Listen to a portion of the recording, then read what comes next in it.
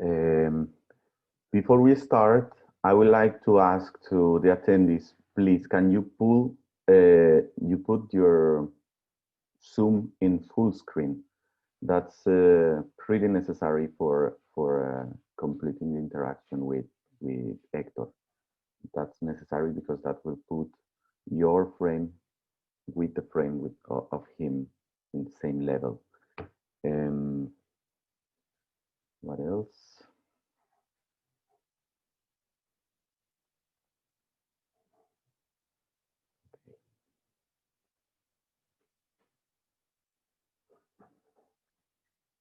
Okay. Now we are 8 o'clock, 8/7/27 in Copenhagen. I assume it's 3/7 in New York. And I would like to start this webinar, this performance with the artist Hector Canonge, not without saying and presenting also the festival that this performance is part of. I would like to introduce the last performance of Cyber Bodies Online Performance Art Festival 2020. We have started this festival in the 2nd of October. We had a presentation of all the artists. We present their work before they had their performances. And along this month, we have done 8 performances, 9 with the performance of today. I would like to say thank you to all of the people who were part of this festival as artists and also as audiences. It was very important for me and for all the team who is behind this organization. Uh, it was very important to have you here as an active part of this project. Cyberbodies started as a necessity, basically, on how to translate a festival called Body Landscapes into an online platform due to the pandemic crisis. As we all know, we had so many measures taken because of security of our places, our cities, and our beloved people. Uh, and one of those measures was social distancing and closure of cultural centers, museums, music venues, and all these measures have affected the field of culture in so many ways. Uh, One of them, of course, is the funding, because as you don't have the affluence of people to these places, the organizations had a struggle finding the ways to get money into their organizations or into their projects. So that was at the first time my main goal, how to migrate the project that was physical, and it happened every October since 2017 in a cultural place called Union in Copenhagen downtown. And that necessity bring me to the idea to make online performances, but not in the normal way or the way that you are used to in internet. That is just unidirectional performances. The performance artist doing something for the camera and the audience waiting and looking at the screen. I wanted to do something more multi-directional, where the audiences were actively affecting the development of the actions. And I took my experience also in a previous festival in Montreal, to play with the same idea. How can we approach the problem of the body in performance art through online platforms? Today I was also very into some text that I rediscovered thanks to a performance that happened last week. And those texts were about the media being the message.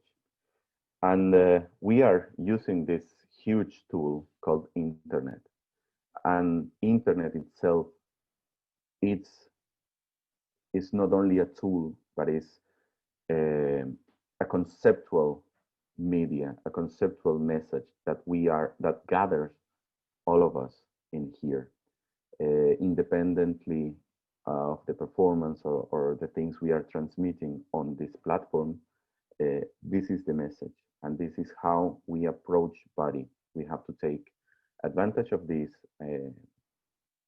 particularities of internet and specifically Zoom as a communication platform. Through this month, we had 9 artists, including Hector. We had Rocio Bolivar from Mexico. That was the first day, the 2nd of October. We also have Olof Olsson from Denmark, Swedish Denmark. We had Björn Burmeister Vrium from Germany, Luna Costa from Colombia, Natasha Williakovsky from Argentina, Shahzad Malekian from Iran, Eya Due from Denmark, and yesterday we had the performance of Michel Lacombe from Canada. All of those artists were challenged to make performances with an interactive approach to the audience. It was very interesting to see how all of those artists took the challenge in such different ways. Tonight, we have, or today for the ones that are in the other side of the world, today we had the performance of Hector Canonge, an artist from the United States of America. I would like to speak more about him, but I think most of you already know his work and the usage of the body from his perspective and how his image reminds some kind of ritualistic way of seeing the world that you're going to see today through this interaction that Hector is bringing to us right now. With no more words for this presentation, I would like to thank to all of you for being part of this for this entire month.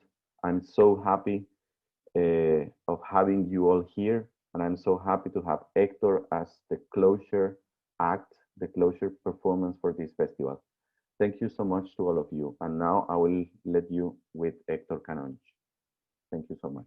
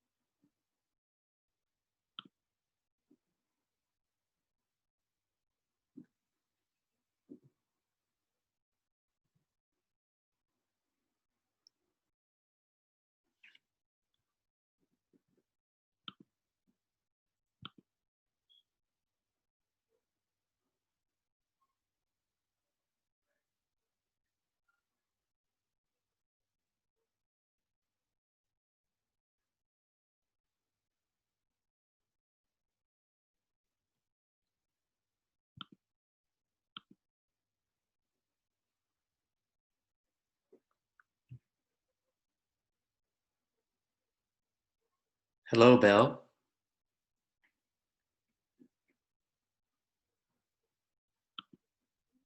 Hello.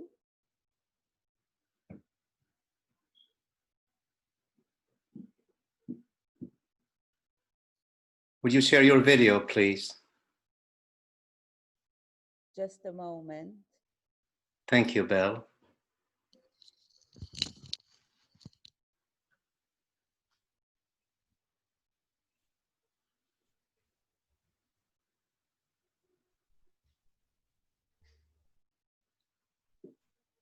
I've been waiting for this contact for a couple of months now.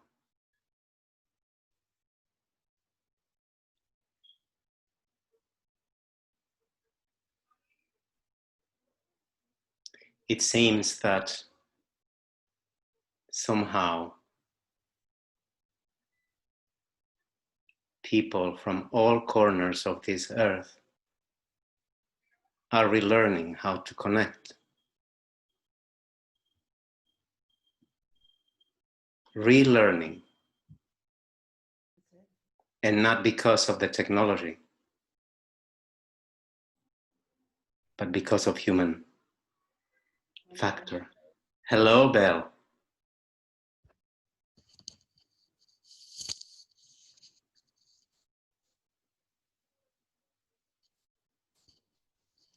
How can I help you? How can we help each other, Belle? To look at each other. To look at each other, yes. And perhaps to touch each other in a way.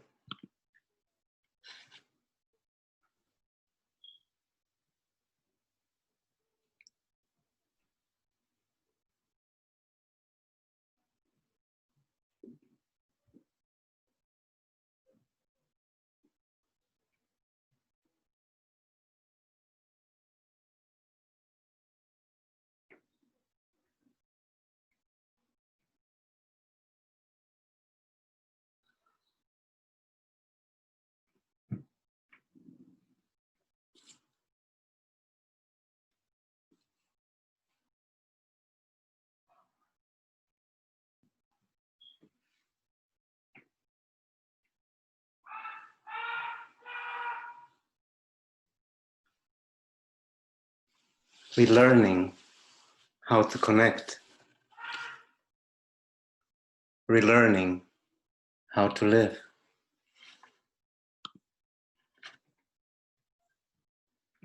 We're learning how to breathe. Can I put my head on your shoulder, Belle? Of course. Thank you.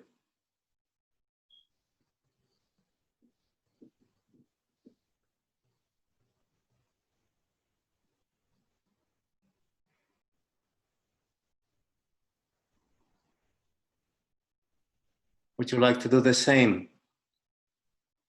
I will do. Put your head on my shoulder, Belle.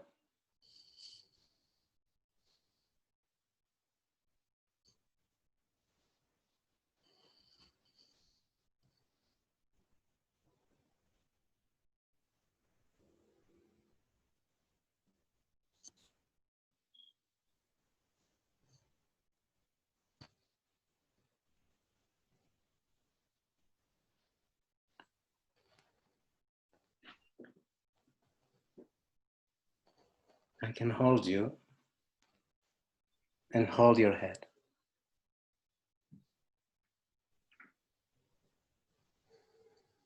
The weight of your body.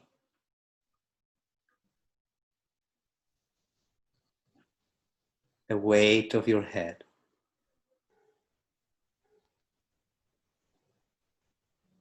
I'm going to pull you back straight now so you don't fall. Yes.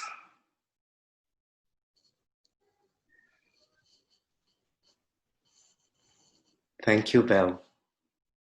Thank you too.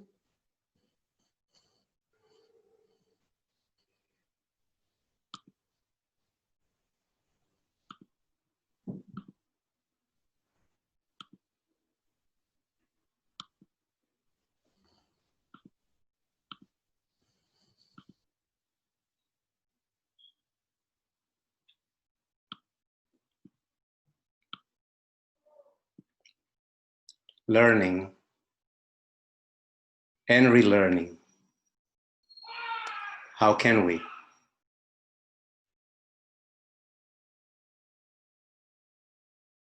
Can we connect? Can we be? Can we scream to connect?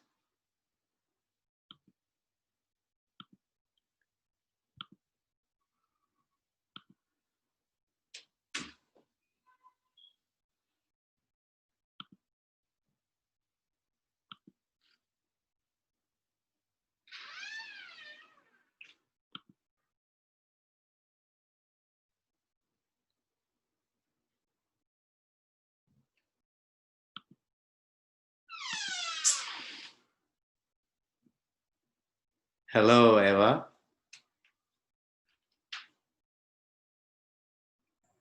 Hello. How are you today? I'm fine.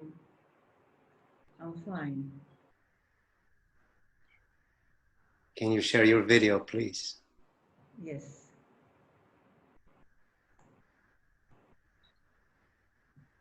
There you are.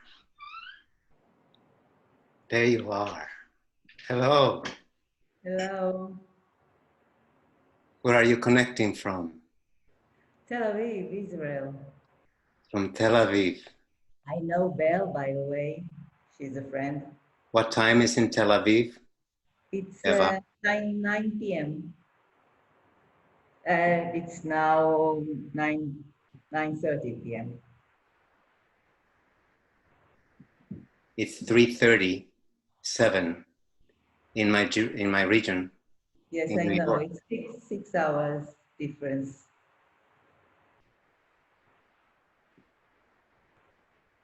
How is the weather in Tel Aviv, Eva? Warm, warm, very warm. Still warm, although we are in the autumn, but still warm. I'm with my ventilator. It's not so warm anymore in New York City. I can imagine. It's been raining. Oh, but it's lovely. It's lovely when it is raining. Yes, it is. Yeah, I like a snow. it still drops. Do you like the rain? Yes, I do. More than the rain, I like the snow. Unfortunately, we don't have snow in Israel. So, yeah. Have you been to New York? Yes, of course. You have been. Mm-hmm. What do you like most about New York? The diversity.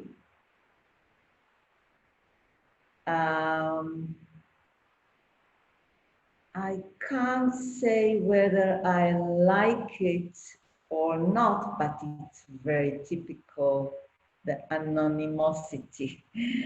Oh, it's so in such a contrast to Israel. In Israel, you walk in the street and people are approaching you so freely, so openly.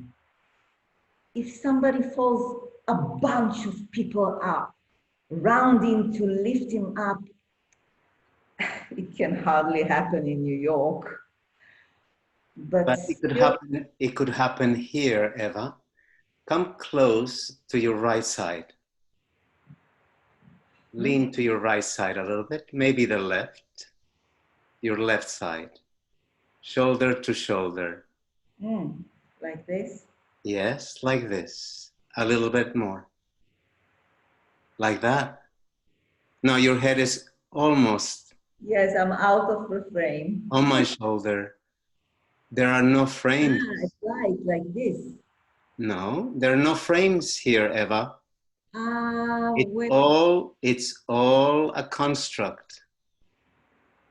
Wait. Come. Oh, right here I am. I was, oh yeah. Right now here. I'm in full screen, so it looks different.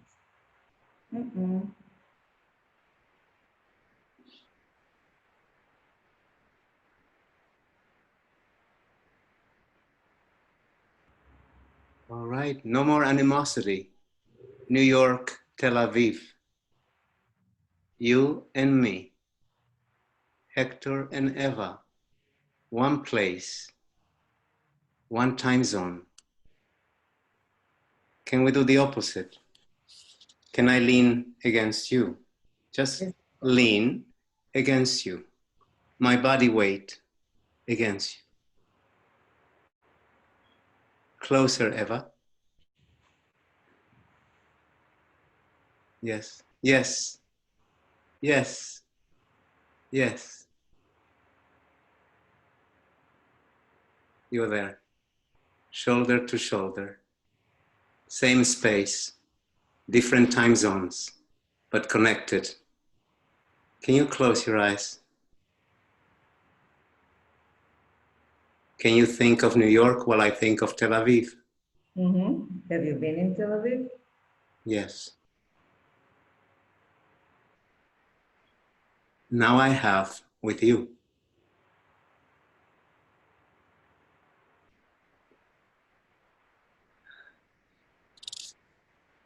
Thank you, Eva.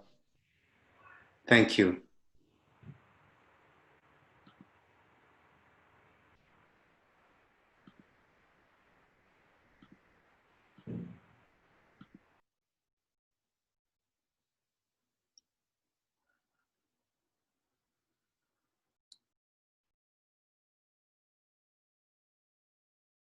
And we wander around and we look for the physicality, for contact, for touch.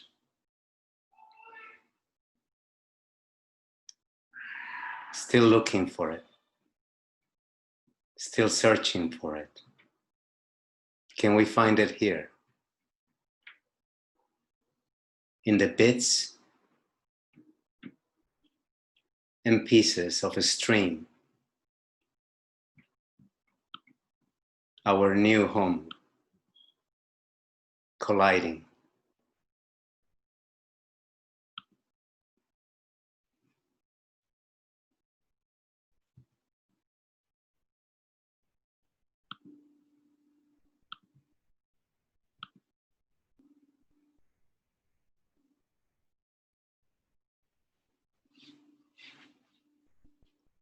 And you can see us now, gallery mode. Hola, Susana. Hola.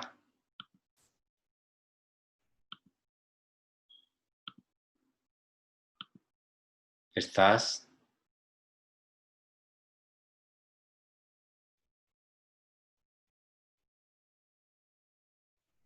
¿Me escuchas?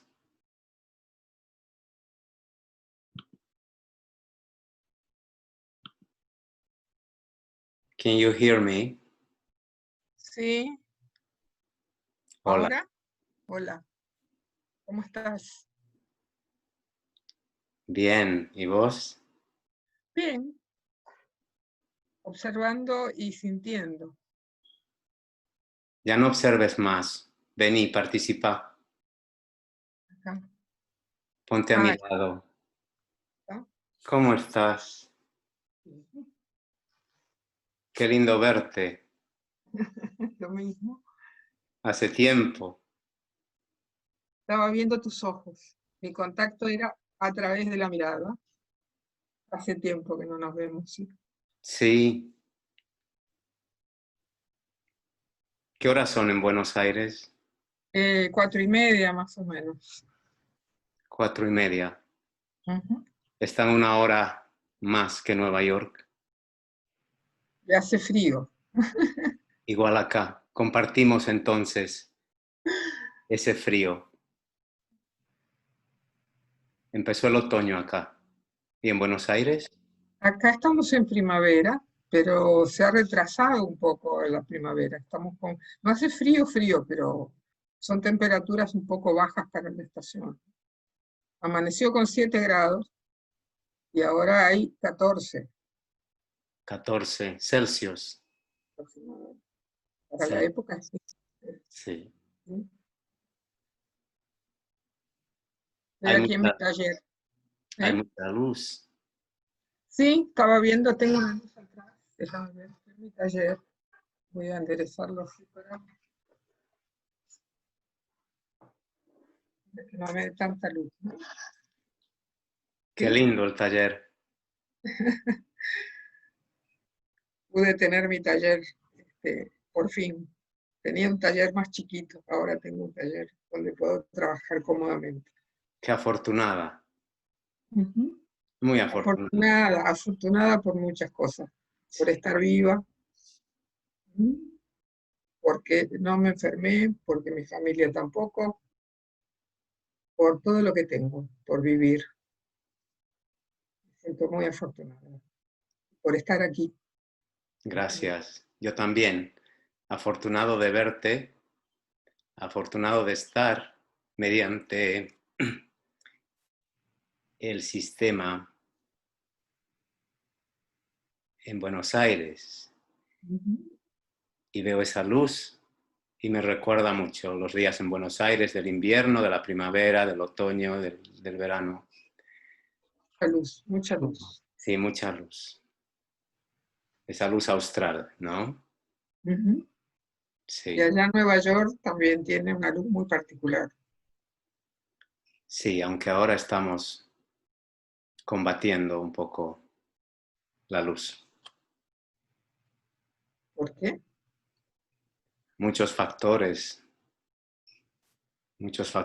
que posiblemente afecten nuestra luz, esa luz interior. Ah, sí, sí, eso es verdad. Sí, sí. A ver si Eso, no puedo, a ver si puedo un poco estar en ese Buenos Aires. A ver, ahora sí, me siento más cómodo. Creo que estoy un poco más a tu lado, así, compartiendo el espacio. A más ver, a tu izquierda. Eso. sí, ahí. No, Ahí estamos. Ahí estamos, cerca. qué bueno. A ver si te puedo sentir. Sí.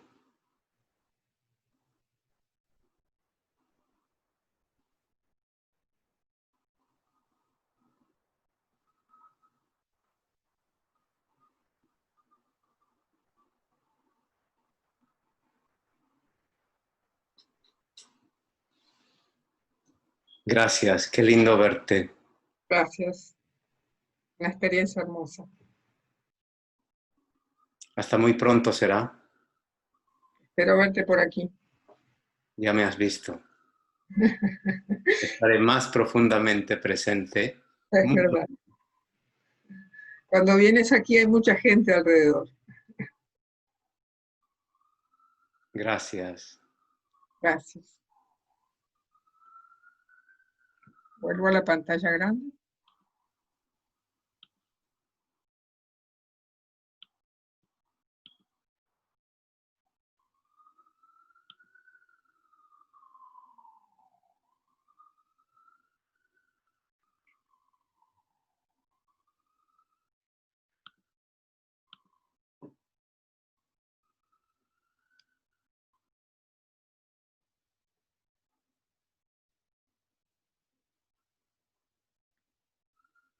Hello, Noel.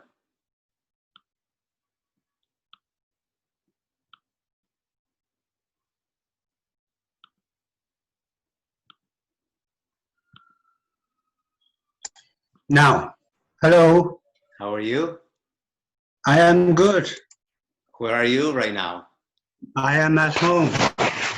Where is home, Noel? I don't see my video. My camera is not on, is it? Yeah.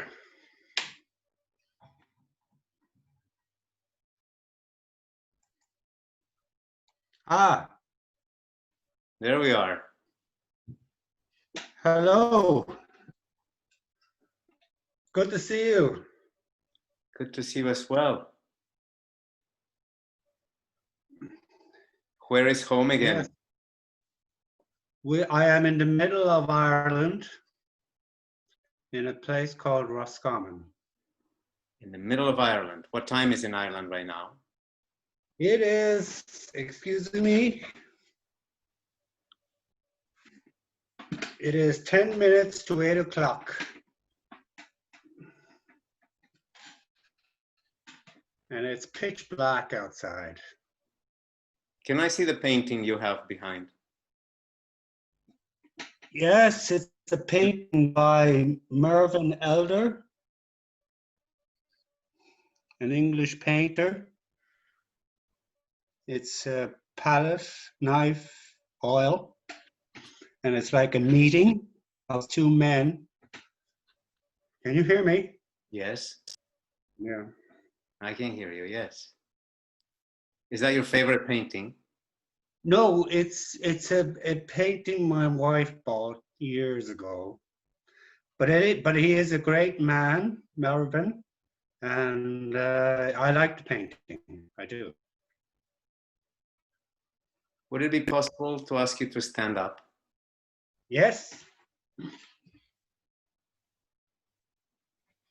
And could you somehow assume the position of the man who is on the painting?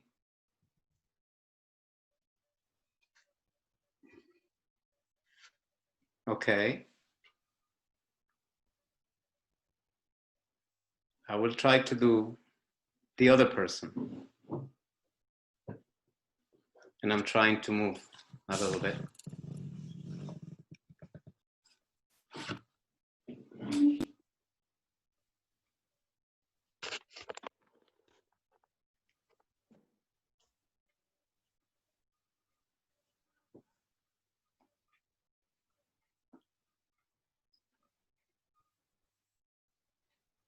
Would it be like this? Yes, I think you have it. Could you extend your hand? They're both looking this way. Facing this, their bodies are facing this way, they're looking this way. This way? Yes, you have it. Yes. Can you extend your hand? Yes. Let's see.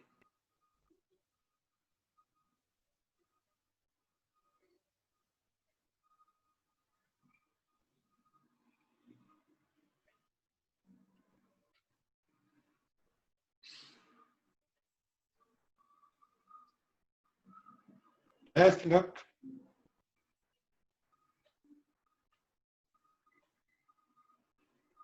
One hand. Yes.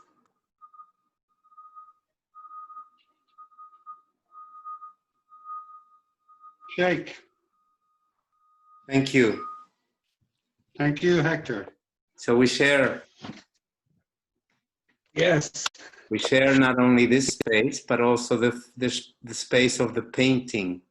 It was nice to be in the painting Yeah. with you. Yes, it is great painting. I can't remember the title of the painting, but it doesn't matter. It's just two guys meeting as we are meeting. Thank you for sharing that painting.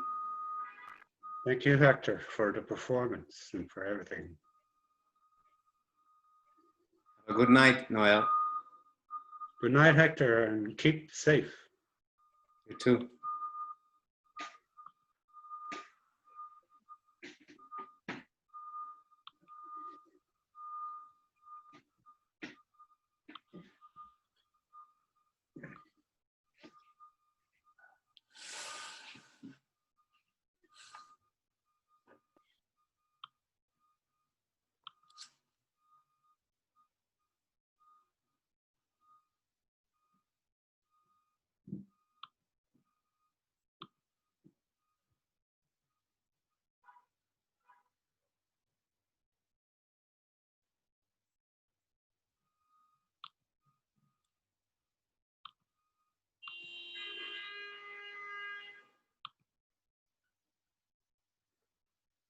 Hello, Dagmar.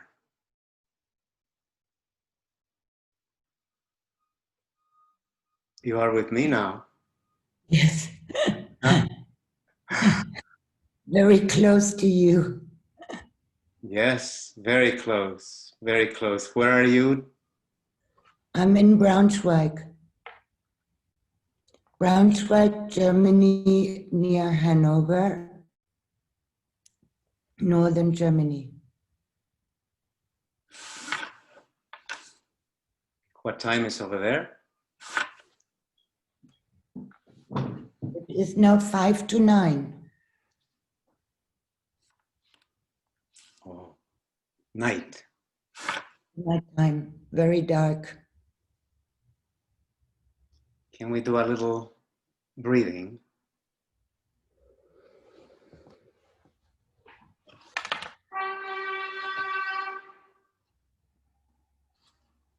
I want to be close next to you. I'll be sitting next to you.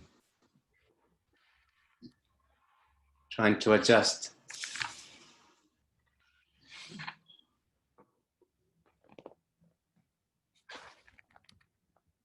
You tell me when you adjusted yourself.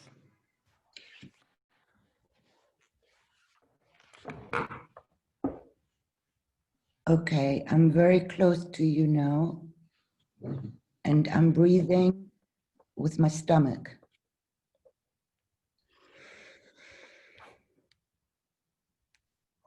And let your hands go and your shoulders also.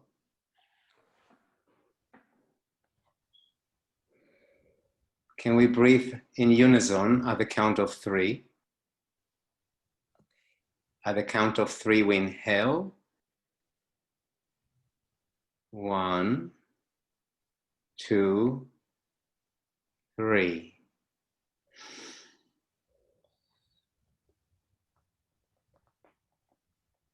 And exhale.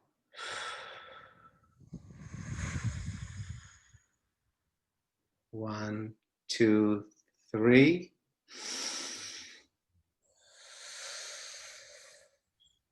And exhale. One more time. 1, 2, 3.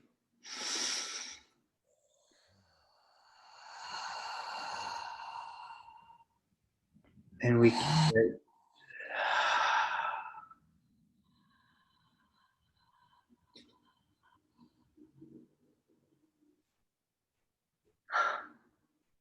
This is great. Thank you, my friend. Thank you so much. I could sense your depth of breath.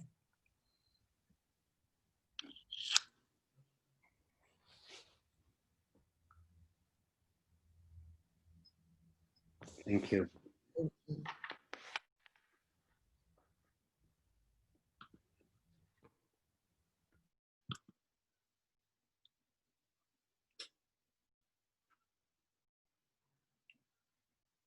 And we move. And we travel.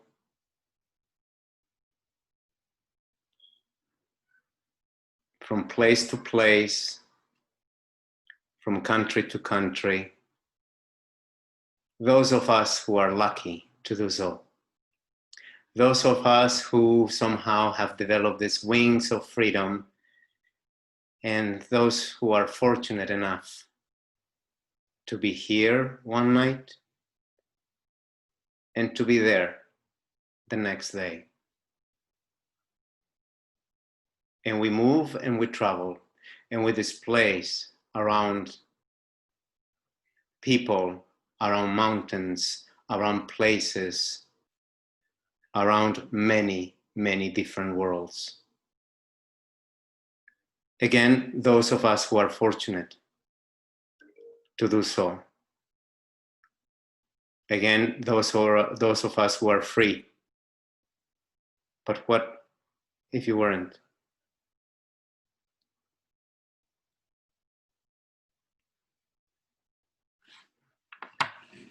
What if you couldn't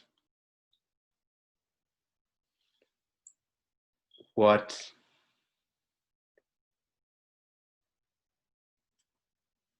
if you're stuck in a place?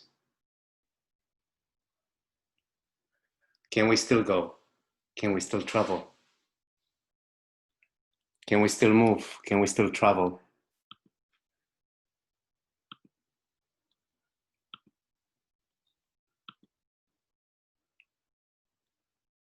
Can I be with you?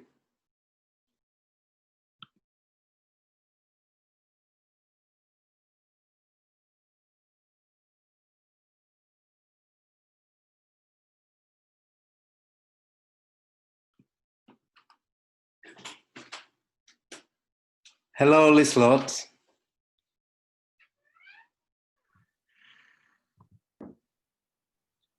Hello. Hablo Hello, español. friend. Hablo español si quieres hablar español. Como tú quieras. Sí, español. ¿De dónde te conectas? De Noruega. ¿Estás en Noruega? Sí. ¿Qué haces en Noruega? Trabajo con niños. Viajera. Sí. ¿Hace cuánto que estás en Noruega? No se te escucha mucho. Hace 18 años. Hace 18 años, qué bien. ¿En qué ciudad en Noruega estás, Lise? En Bergen. ¿En qué ciudad? En Bergen. Ah, en Bergen. En Bergen. ¿Hace más frío que aquí en Nueva York? Sí. Seguramente que sí. Y contame, ¿cómo has podido llegar hasta Noruega? A ver. Pues me casé con un noruego. Sí. ¿Hace 18 años? Sí. Te casaste con un noruego. Sí. Y estás allá. ¿Y originalmente dónde eres? De México. Desde México. México, Noruega, ¿cuántas millas? ¿Cuántos kilómetros? No sé. ¿Cuántos océanos? Muchos. Bastantes, ¿no? Sí. Bastantes.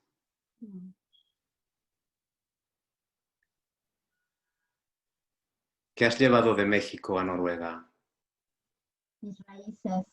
Nunca se me ha olvidado ser mexicana. ¿Qué es ser mexicana, Isler? Pues, no sé, como tener mucha resiliencia, creo yo.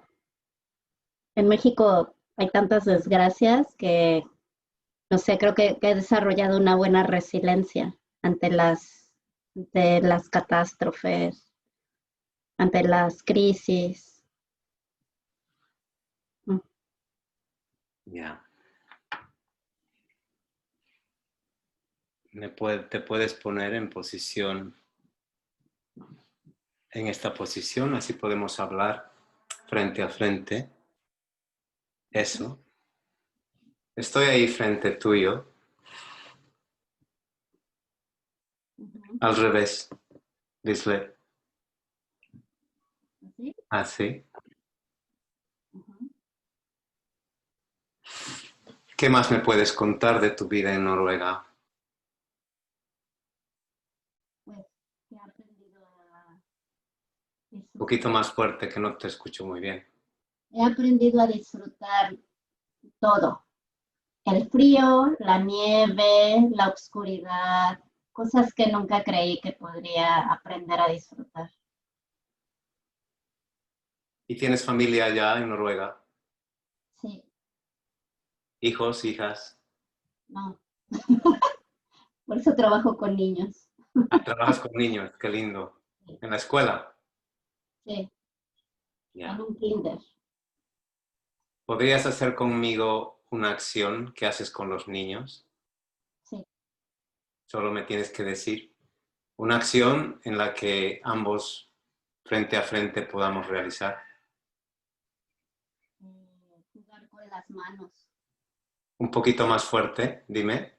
Jugar con las manos. A ver, ¿cómo jugamos con las manos? ¿Sí? Sí. Ajá.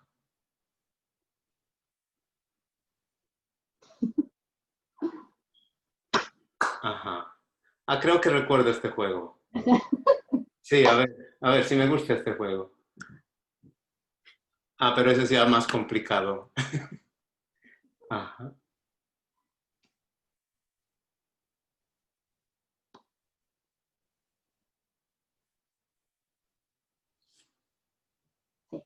Solo que más rápido.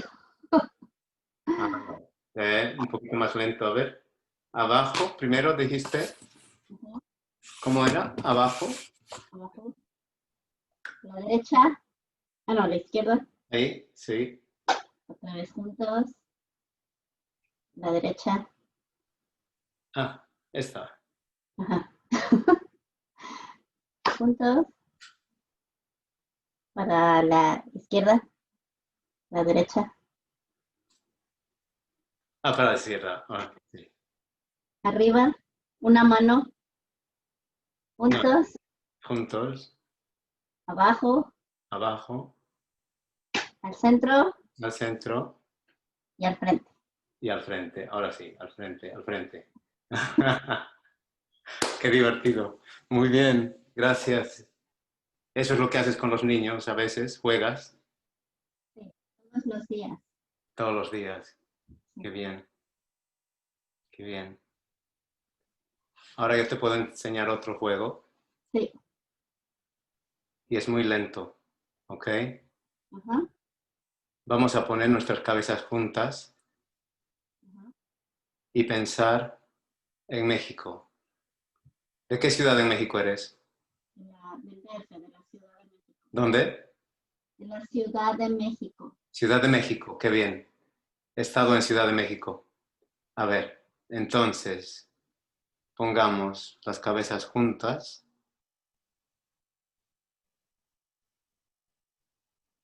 Un poquito más, inclínate.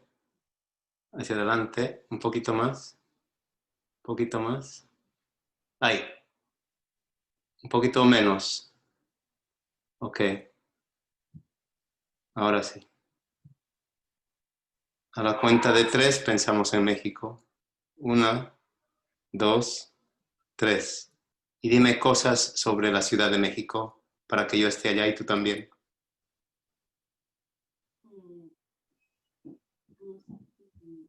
¿Qué cosas de Ciudad de México? Estamos en el centro de la Ciudad de México. Sí. Hay una catedral muy grande. Y hay mucha gente en el Zócalo. Sí. Y hay una bandera gigante de Sí. muchos metros de altura. Sí. Y hay mucho sol y muchos colores. Sí. Mucho movimiento, mucha vida. Muchos colores, mucho movimiento, mucha vida. Veo la gente, sí. Sí. Estoy contigo. Mucha comida muy rica. Ya. Y como es Día de Muertos pronto, hay muchas decoraciones con respecto al Día de los Muertos. Estoy ahí. Y ahora poquito a poco nos vamos separando, pero igual seguimos conectados. En ese espacio que has descrito, tu México, Ciudad de México, con todo su colorido, sus costumbres, su gente, en este 30 de octubre, muy cerca al Día de los Muertos. Me voy a poner nuevamente aquí y te agradezco muchísimo por haberme llevado hasta tu ciudad y haber vivido unos momentos contigo. Gracias, Lisette. Gracias. Adiós.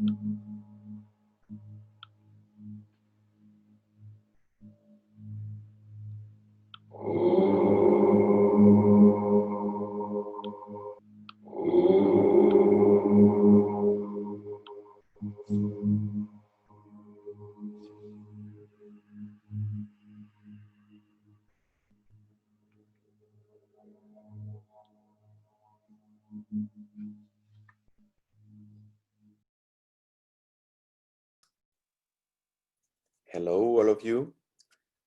Thank you so much for joining this performance tonight. It's, as I said at the beginning, it was a pleasure to me to invite you, to invite all the artists who were part of this festival, and I'm pretty happy that this was a success. I would like to know if maybe you have questions about what just happened or about the festival. Any one of you have any commentaries I should think about for the next edition next year? You can just raise your hand and ask.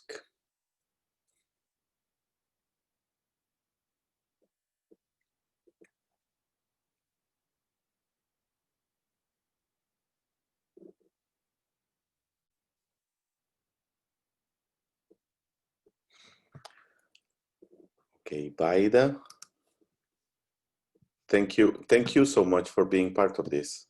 I'm really happy you joined one of the performances. Thank you so much, and thank you so much, Hector, for your action. It was amazing. Hola. Thank you so much. Do you would like to have like a round of Q&A or something? Maybe if somebody wants to ask you something specific or... Sure, yes. Okay. If somebody have any questions, now is the time to do it. Un poco adjusting myself to the By new, the way, thank you so much. environment. How do you feel now?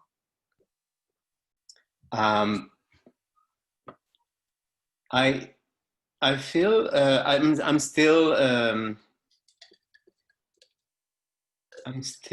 I think connected to the web and this web of possibilities that we did today.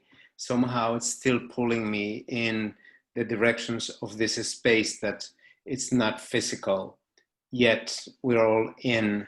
And so I'm coming back to the physicality of here. So a little bit still there in that bits of stream. Yes. Yes, and now I have this commentary from Susana that it actually makes sense, and actually is one of the things I ask to all the artists, not to speak directly about the action right after the action, because maybe we have to digest a little bit what just happened as audiences, as a curator, as artists. So yeah, maybe. Yeah, you're right, Susana. I think it's the commentaries are better to make it later. I would like to, if you have any commentaries you want to send me a message to the organization email, I will let the email here. If you have any questions or commentaries, please write to me.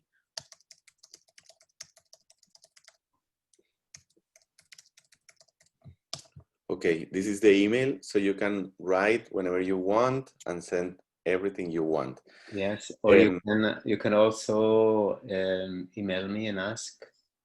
But continuing a little bit of what you said before, David, the proposal itself for me and interested me, the curatorial proposal.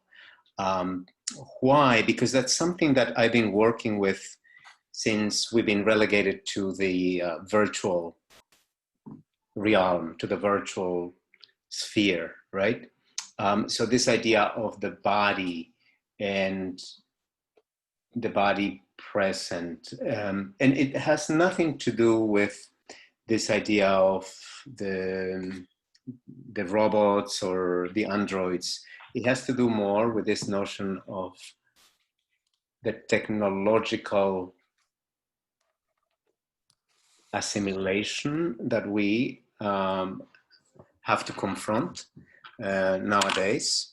and how that technological assimilation is allowing us to look for other processes in the sense of the creation of work, artistic work. And in particular, because performance art is about the body. Performance art is about the physicality of the body in time and space, right? We travel to conferences, we go to festivals, we go to programs, we go to gallery museums, the public sphere.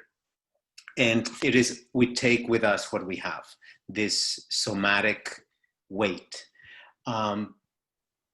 When all it started to change in March, April,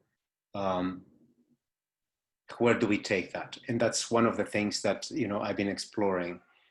Where do we take this corporality now that we are, you know, limited? At the beginning, I completely objected, and I said, no, I'm not doing performance art work for the screen. I'm not doing performance art for streaming. But then I thought about it, and many things have happened, you know, happened in between. And I was invited to some other programs, and I started to reflect on that, on this notion that it could be something else that right now somehow we come up, you know, and that needed to be explored. And this is it. This is the connections and this projection of energy and the projection of aural presence rather than the direct physical contact. Another things that I've been writing about, it's about the crushing of time, right? We are all in different time zones, yet through here, we managed to converge. Sort of like this, the theories about time and space somehow are questioned now, right? They say, well, time is linear. Well, not so linear. Look at us, right? It's another day right now in New Zealand already. It's another day, you know, in Polynesia. But still, we are here in one instance of a time. So it's not that linear. Yeah, yes, and also the contact. Also, the perception of body. If we at the beginning of this presentation, I spoke a little bit about Marshall McLuhan, and yes, how these objects or media or tools are extensions of our bodies. Actually, we have to approach technology as an extension of our own bodies.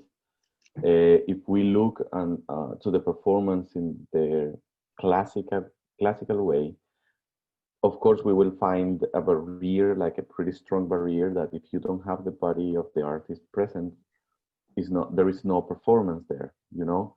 But what if we think about all these technologies and everything that surrounds us as an extension of our own bodies? Maybe that's the way we can start thinking about the performance in a more open way, you know.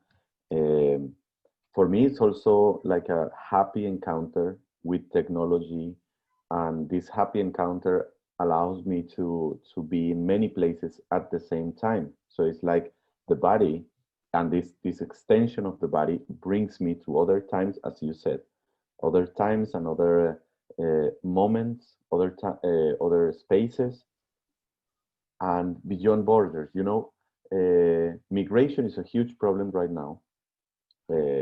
Like has been always a big problem, like a big deal. And my first experience with these online platforms was with Skype in this festival in Montreal. I didn't got my visa. I come from a country where these problems are a little bit harsh. So I didn't got my visa, and I had to make all my performances online. So it was like 1 week, super hardcore performances every day, and everything was online. So I discovered that technology is actually a tool, like a valid tool to approach performance art. So I just thought, like, why not to use it? When in many other circumstances, in many other professions, they are far ahead of us. Like even porn industry have like way too far points of view than art, like in terms of interactivity. Of course, the criminality and other stuff that comes with that industry also have developed with the virtual presence. But if we look the tool and what the tool offer to us, I think we have to take advantage of that and yes, definitely. But I don't think we are far behind in terms of the use of technology. If you think that, you know, every time there was a development of technology, there was the performative aspect of the exploration of the new medium, right? When film came out, right? Motion picture. When video came out, you see all these changes in the approach for new art expressions. Now, this, a lot of people think, well, the Zoom performances, it's not new. Like you said, there were people exploring in Skype. And I remember the very first performance that I did virtually was in 2004. The curator, Jorge Rojas, had a program that was basically based on this, but it requires so much. It requires so many, you know, applications and codes and everything. So it is not recent that we are doing this. I think it's enhanced now because of our need, but still we are, you know, kind of modulating ourselves. We are just navigating through it. And it comes from the tradition also of performance art, the physicality, which is by all means valid and very, you know, important. There is something here that it's missing, and although we explore these haptic moments, right, of connection, there's the sense of smell is not there, and by that it's already fractured the experience, right? Yeah. We have height. I mean, we have sight, we have hearing, and we could have this haptic kind of exploration. But in many performances, I think another thing that's used is the smells. Yeah. Just whether those smells are, you know, control, or whether it's just the smells of the bodies in one particular place. We have so many limitations. Yeah. And I think our biggest limitation right now, from my perspective, I'm not saying like everybody has the same problem, but from my perspective is that we still users of the technology. We have to learn how to crack the system, how to reprogram it, how to actually hack it. And most of the developments of technology came because some crazy artists start hacking the programs, hacking the cameras, trying new colors, new processes inside. And I think that's the next step. If we want to make a use of technology in a different way, as a real tool, as a real extension of the body of the performance art or the art itself, we have to start changing, like interacting inside the device. I'm not saying like that, let's break the computer, but maybe we could break the computer and reprogram or restructure the thing inside. Well, yes. Lawrence Lessig, the theorist about, you know, said code is king, right? So if you say, we talk about breaking in the computer, we don't physically do it, but we can do it through the code, right? Yeah, we can, and hacking is, yes, all right. Hacking is, you know, this thing that it violates the rules of code. And do we call it hacking, or do we call it, you know, the reappropriation of what is already there for our own use, right? So yes, there are all these issues and very important points about technology art, and in particular performance art today, right? Today. So yeah, I'm developing a project with 3D technology in the next few months. And it requires a lot of coding, it requires a lot of, and again, the idea is to experiment with this, to experiment, am I able to connect, reconnect haptically, orally, and you know, and are people also able? Because I can think of myself, but audiences, hopefully, if they're immersed in it, can feel something, right? It goes beyond this fourth screen. The other theory is about the screen, you know, the screen creates this fourth dimension that I want to break completely. Yeah, and maybe I would like to ask you this, because this is very important for me, the position of the audience, because yeah, we have been talking about the experience of the audience as interactive or active in the action. So don't you think maybe we should call them differently? Like, I mean, language is a powerful tool as communication tools, but if they are involved in the actions, maybe our approach shouldn't be develop the technology to make them feel what we want them to feel, but maybe it's not about hacking, but maybe about make them that part of the action that actually the performance is done by them, not by us. Yes. I have a word for it, and I've been using this in the theories that I write about performance art, actant. You know, they're not just mere recipients of information. They're not they don't just react to things, but they actually act upon. So the actant, kind of for public or audience, right? Or attendees, right? Attendees is kind of like, now they're using this word. They attend, but are they involved? So an actant, it's like, and what I wrote about is that individual who acts upon something, right? And it would be interesting to see, and that's what the next project is about, without directions, is there a flow? Is there an organic communication, okay, of all actants, including I don't even want to call the main actant, because all become one, all become, you know, in the same environment. And how do they relate? Rather than having a hierarchy, to be at the same level.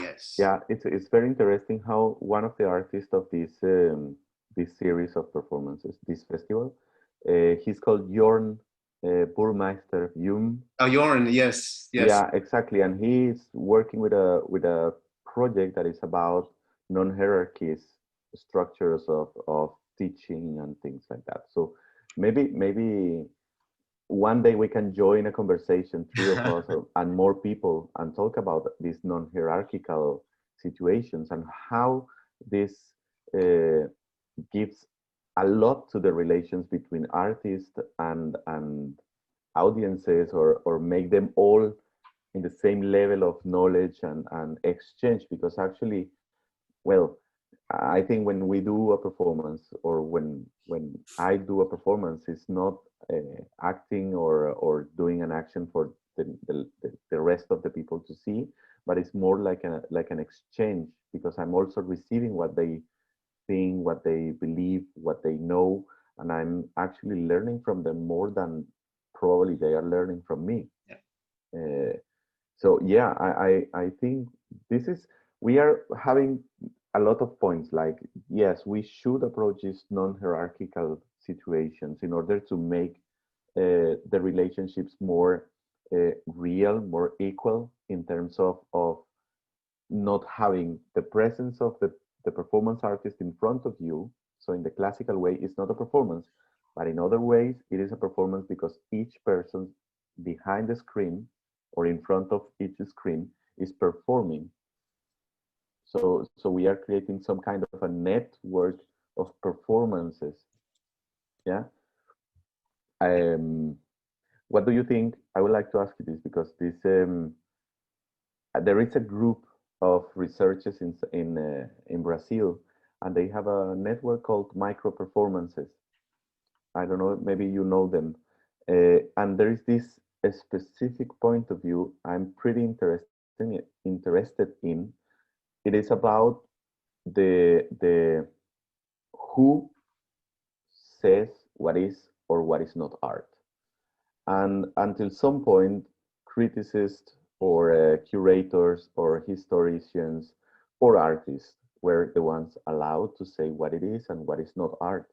But what if it's the people in the streets that the ones who decide what is an aesthetic product, and they can decide whatever they see in the streets, it is or is not a performance. So they have been running this group in Facebook. It's called Micro Performances, and basically the approach is people, normal people, not artists, in the streets, just catching situations that flies away from the everyday life, and they think, wow, this is either crazy or very interesting from an aesthetic way or something like that, and they send them the videos to them.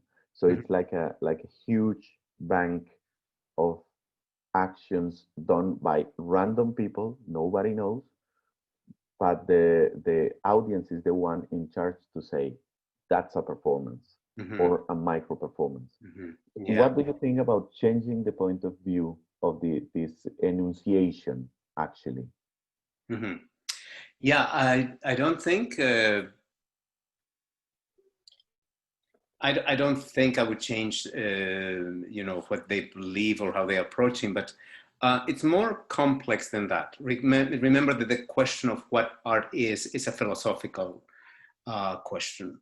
And if we go back and to the development of even philosophical thought, the idea of art comes from there. So there is philosophy and there is art, which is the aesthetics of art, right? Which now we understand as aesthetics. So if we start from, we look back to Kant and we look to Saussure and all the philosophers who talk about that, then it's very, very complex. And to get to this point of the modernism now, or modernist, right, thinking, then we get to the point of constructionism, the constructionism, what constitutes, you know, the object and the meaning and the sign, the signifier.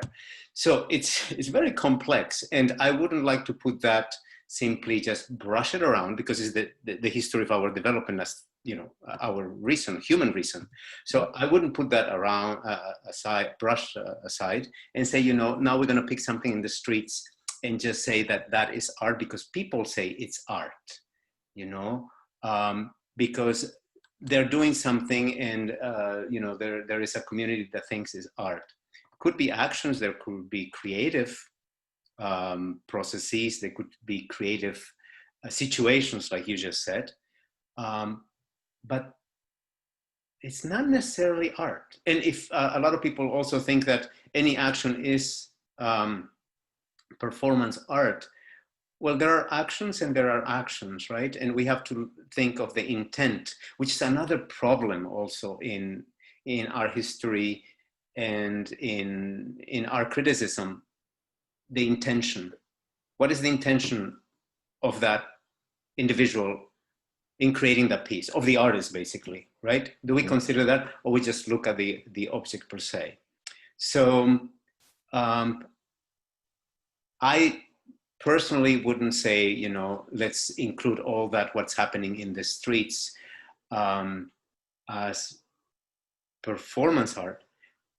They could have a performative nature, actions that have performative nature, but are not necessarily performance art, right? There might be performances in the sense of presentation or showing something. So I would say and we are in that right now, exploring what, even right now we are exploring, like, what is performance art? It's so, it escapes us. We cannot grab it and say, you know, this is what performance art is. Exactly. I think we would be wrong in trust saying, you know, this theory. is it, this is that.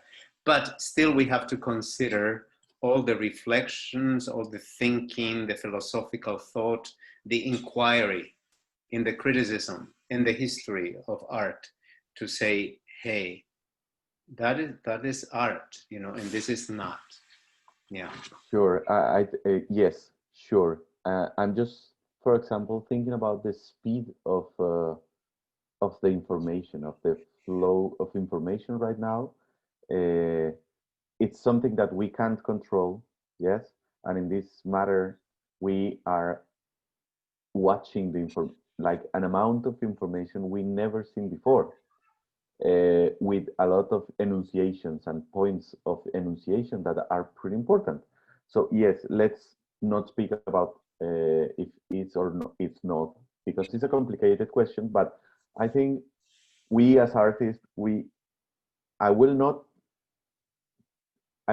say that I am one of those subjects that can say this is or this is not art, because that's not my position, even though I assume this position of curator. So in some way, I'm assuming a position of power, saying what should be in my festival and what it's not. Mm-hmm. And that's also that, like, abusing this position of power can create some kind of layers and layers of more power that destroyed this theory of non-hierarchical stuff, you know. Mm-hmm. But for example, the work of Victor Vigo, an artist that just by the simple act of pointing something said this is art. And we go back in history and we go back to the ready-mades, and that's a very interesting exercise that was done by one person who was actually validated by academia and whatever, even though it was really problematic at that time. Afterwards, it was validated by the theoricists and whatever. Right. Yes? Yes. But still an artist that study arts and study these Eurocentrist theories of ethics and aesthetics and rationality and whatever. But I'm just thinking about what if we just said, like, yeah, let's give this power to a non-hierarchical structure, something more malleable, like the structure with movement, a little bit more Deleuzian or something like that. Mm-hmm. Yes. Maybe even more tropical, if we said, to just to compare with movements in Brazil, like. What do you mean, tropical, you said? Yeah. Well, yeah, I mean, there is the, you know, every person has the power of creativity, and every person, every individual has that little plus in something. But you said there's an important factor, which you said it's the validation, right? Mm-hmm. Who validates that? Who is assessing that? And our artists have always questioned the hierarchical positions, but at the same time, they have accepted the validation of the same hierarchies that they were contesting. Yeah. Right? So once they get validated, there is no fight for that, no hierarchy anymore. So it would be interesting to see what happens now, you know, within the next few years with the development. And I'm talking about performance art, but also other, you know, art forms. These hierarchies, because museums are important, galleries are important, and they are the ones who validate art, basically, right? Yeah. However, artists themselves validate their own work. Artists should be in charge of that, to validate their own work, and not just have this idea of the crazy. I don't believe in the crazy artist. I believe that we are all artists and we're doing something, artists, right? An artist. We're doing something with a purpose. right? We're not doing something just like, oh yeah, then you're not in the profession of an artist. So if you are seriously consider yourself an artist, it's because it comes something within. And that something within sometimes allows you to put some type of structure, some type of goal, objective, even if you think that you're just, splashing paint all over the place. So in that sense, there's the structure. In the sense, there's the self-validation and also believing in what one can contribute to society. And that's important for me. To what degree can I contribute with my work to the development of performance art and to the development of, let's say, contemporary art? What is my position? And yes, I do need museums. I do need organizations like you do, like this one. We do need programs like this that would support us and would put us up front. And the more programs, governments could create, it would be better, because then we would have people that are invested in it, right? Right now, what's happening is that, and with all this, the pandemic in the world, the last thing people are thinking about to support is art. It is as if art is, the less significant concern for humanity, and it shouldn't be that way. It should be something that should be something that people can invest and support. Yeah, you tell me how many artists during this pandemic have gotten grants, have gotten support from governments, organizations, and everything. Very few. Very few. That's what's happening in the US. In the US, there's not one organization that came out. You know what? Whether you are validated or not as an artist, we're going to take care of you with this fund. So the only thing you have to submit is this work for consideration to prove that you are, an artist. Yeah, an artist. And then we will support you. There's not one. And I don't know, of course, I don't think in the world there's one. I haven't read anything in Europe or Asia, and forget about Latin America, because that's even, another problem. But yeah. Yes. Yes, yeah. I totally agree with that, and it's a struggle. The struggle is real right now, more real than ever before. Yes. Actually, Dagmar says that the responsibility to make a choice, and what that means. What I think she's talking about, doing art or doing performance art is a responsibility, and. What do you think about doing that choice? What leads you to do that choice of doing performance art? I think it's a responsibility with myself, because I decided to take that profession, right? So it's responsibility to myself, but it's also my responsibility to others, because in bringing my art to others, I am bringing my thoughts, my reflections, my ideologies of the world I live in. So I have to do it responsibly, I have to do it carefully, and I have to be also thinking what is going from me out to the world.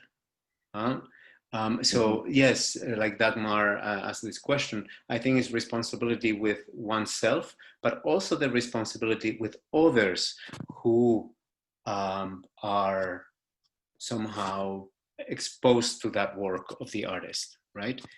It would be very selfish to say, I create art for art's sake, which, by the way, it was a kind of like a movement also, art for art's sake. But again, yeah, another philosophical, another way of approaching art production and the, and creation of work. Yeah. Okay, and I think I will give you the last question, because to close this, yeah. And it's very important for me to know what is your position about this, because we are using something that is supposed to be new generations stuff. this usage of technology is that something that new generations are more used to. I I'm I'm part of the last generation that was analog, so I know both technologies. I was born with the last technology, and then I was learning step by step this one. But the new generation of artists and performance artists that I'm already seeing in this in the new art scene, they were born with the digital technology. They were born in the digital era. um, how do you see that, and how do you see our attempts to introduce ourselves in that media? How do you see our attempts, or what do you think about this?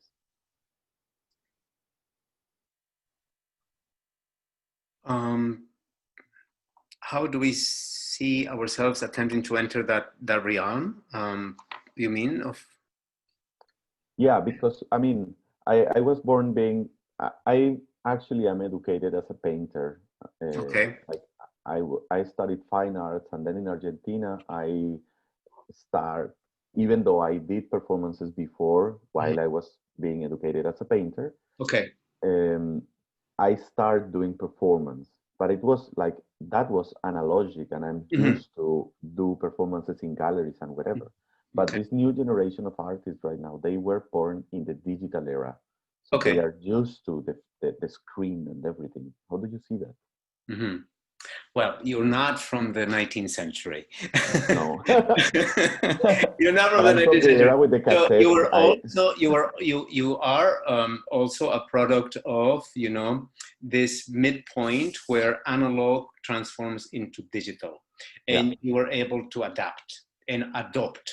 So I think as artists we should be able to adapt and adopt, you know, adapt to the new technologies and adopt some of those technologies if we want. It's a personal choice. It's a personal choice. So no one is pushing, you know, someone who wants to paint only in to do work, you know, with digital, with computers, etc., etc. So it's a personal choice.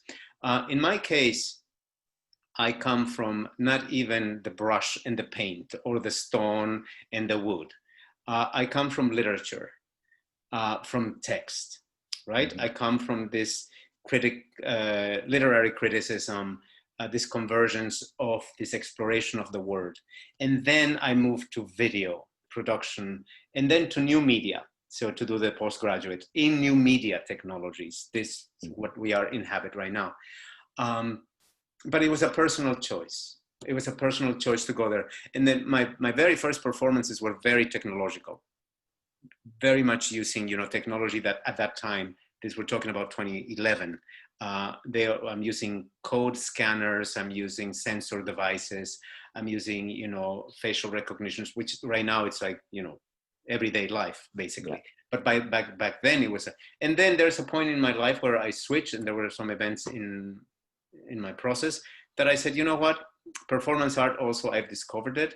And I said, I don't want technology to put into the body anymore. So projects after 2013 are without technology. It was just, but it was a personal choice.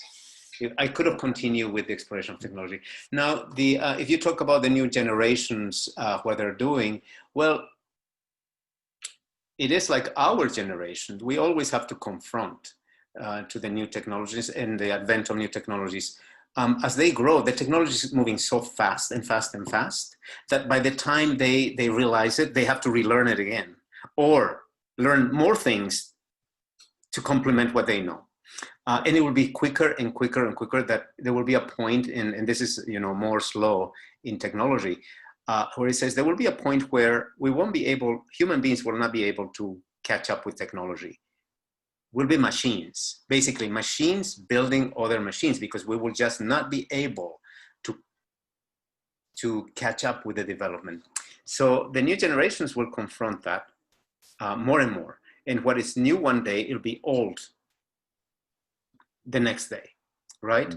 And I think like any other generation, they will adapt and adopt. Yeah. Yes. Thank you so much, Hector, for No, your thank you, participation.